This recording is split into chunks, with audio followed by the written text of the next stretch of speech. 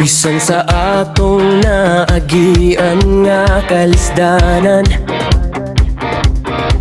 ayaw kalimot sa paggampo o pagsalig sa atong balaang amahan.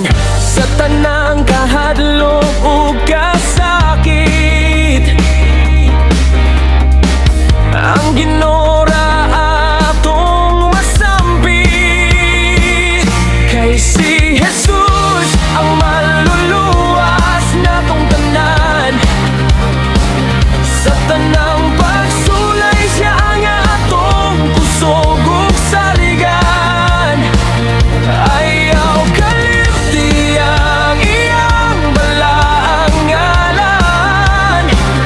Kay si Jesus ang maluluwas natong tanan.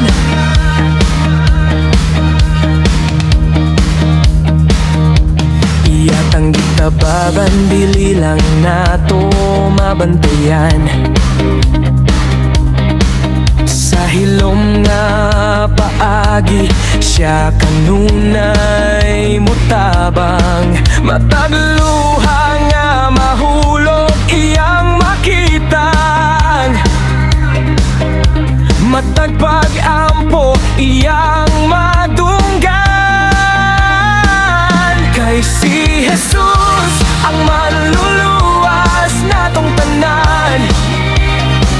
Sa tanang pagsulay siya ang atong kusog ug saligan.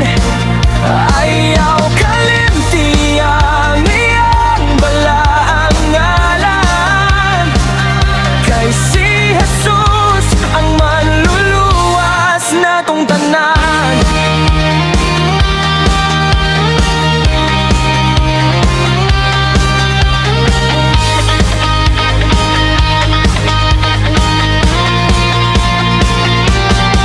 Pasalamati ang grasya, gamay manod ako. Kay kinihinatag niya kanato. Ang pagmata sa matag buntag usad ka panalangin nga iyang gihatag.